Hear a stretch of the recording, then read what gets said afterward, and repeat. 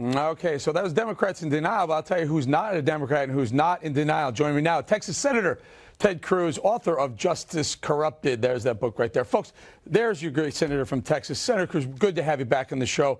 Before we get into some of the other stuff, we have effectively 5 days left before the midterm elections. We want to weigh in on Herschel, Oz, and Vance. I think those are the big three that everyone wants to talk about. What are your thoughts? Well, Eric, great to be with you. Listen, I am very, very optimistic. I think on Election Day, we're not just going to see a red wave. We're going to see a red tsunami. I believe Republicans are going to retake both the House and Senate. I think in the House, we're going to see big, big majorities, 30, 40, 50 seats. I think the order of magnitude of 2010. In the Senate, I think we're likely to end up at 53 or 54 Republicans. I think the most likely pickup in the country is Adam Laxalt in Nevada. I think he's going to make a terrific new senator. I think Herschel Walker is going to win in Georgia. I'm in the middle right now of a nationwide 17-state month-long bus tour. So I've been campaigning with these guys all over the country. I was with Herschel in Georgia last week. I was with Adam a couple of weeks before that. I was with J.D. Vance last week. I think J.D.'s going to win. I think Dr. Oz is going to win in Pennsylvania. I think we're going to have some big, big victories. And I also think Arizona, Blake Masters, and New Hampshire, General Bolduc, both have a real shot at winning those races. And I think we have a puncher's chance in Colorado and in Washington State as well. So, I think this is going to be a big, big historic election. Fantastic, fantastic. That's what good that's what good conservatives do right there, folks. Senator Cruz doesn't have to worry about an election, so he gets out there and makes sure that the Senate does, in fact, come back to. They want the gavel. They need the subpoena power. They need the gavel back, folks. He's doing the right thing. Senator, back to your state. Beto O'Rourke is running against your governor there, but also I noticed there's something interesting. Beto and Stacey Abrams, two I guess we'd call darlings on the left. The left loves them. In fact, these two numbers jumped right out at me. $150 million. Let's show it on the screen, folks. $150 million is the total spending between these two people right here. Dem love affair. This is how many polls they've led in the entire election cycle. I went to Real Clear Politics to check it. They've not led neither one of them, not one single poll. 150 million. What's the message that the Dems are showing the American people? Oh, look, I think they're both going to lose badly. Beto, this will be the third time when he launched his campaign for governor. Reporters in the Capitol asked me what I thought about it. I said, well, I guess Beto wants to get his ass kicked a third time, and so that's what he's getting ready to do. Same thing with Stacey Abrams, although the good news is Stacey Abrams still believes she won the last time, so she thinks she's governor now, so maybe she'll, in her own mind, get reelected to her second term as governor. Listen, the left is out of touch with reality. These two candidates embody what's happened to Democrats in Washington, which is they have gone to the extreme left. You know, Eric, when you and I were kids, there was such a thing as moderate Democrats. There aren't anymore. Yeah. Moderate Democrats have been chased out of the party.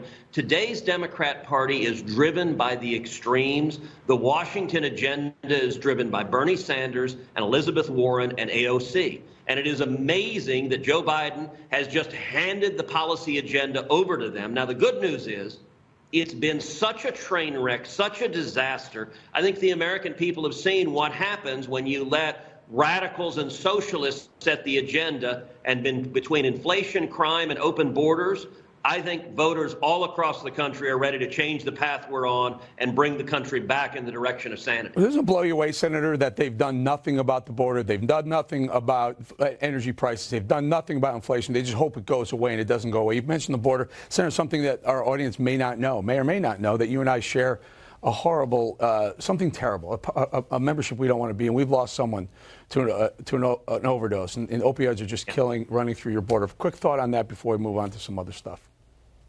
Well, I will say it's even worse than having done nothing on securing the border, or having done nothing on energy, or nothing on inflation. They've caused those problems. They are affirmatively making them worse. When it comes to the chaos at our southern border, Joe Biden and Kamala Harris are the last mile of the human trafficking network. And we've seen 4.7 million illegal aliens come in.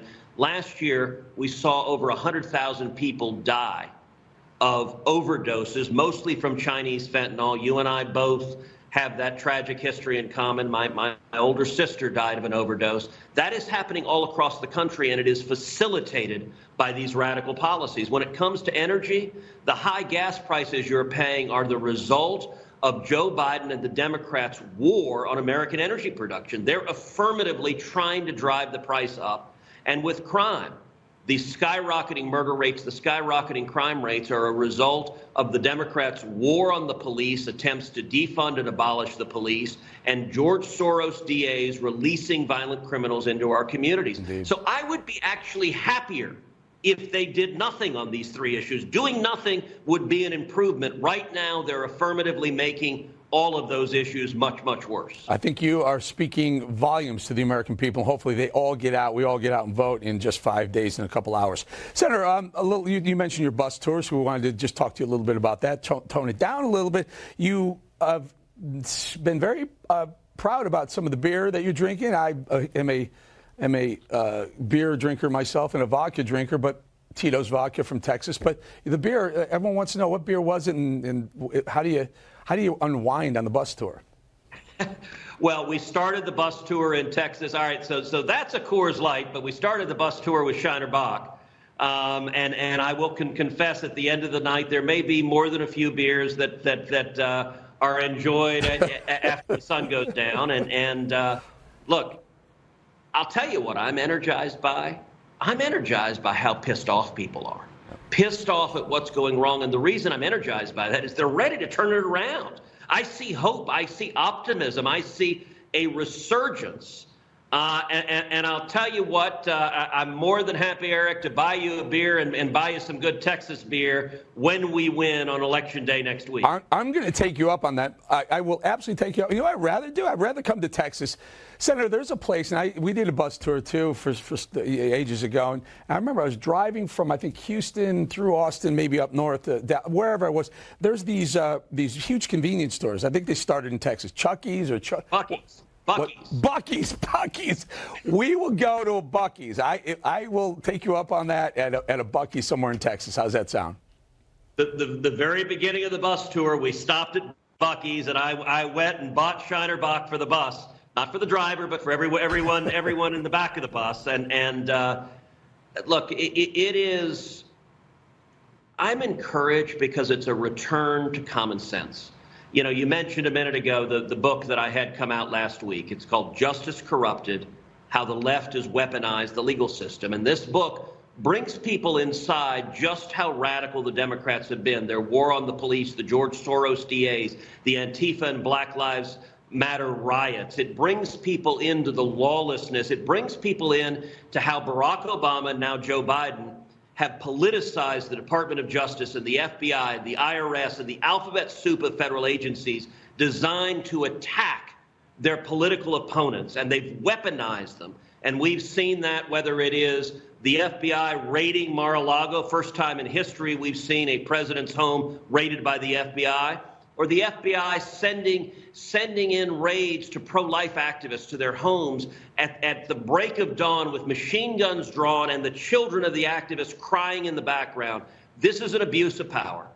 The Biden Department of Justice is the most corrupt DOJ we've ever seen. And one of the big reasons why we need a victory on Election Day, and I think we're going to get it, is we need real congressional oversight. We need hearings. We need subpoenas. I believe Congress should impeach Alejandro Mayorkas, the Secretary of Homeland Security, and I think we should impeach Merrick Garland, the most abusive attorney general and most politicized attorney general this nation's ever seen. Man, I am so on board with you, Senator, and I hope the American people realize that even if it is a 40-50 House majority, it doesn't matter. You need the Senate to confirm the impeachment that Senator Cruz is talking about. If you don't get that, then you got nothing, folks, because it won't get confirmed if it's a Republican Senate. I mean, if it's a Democrat Senate. And then you let Biden, if he even knows where he is, Biden, Obama, Joe Obama, let him go ahead and try and veto that and show the public exactly who he's all about. Senator Ted Cruz, thank you so much, and I thank you for the conservative movement, for being a great senator from the great state of Texas. Thank you.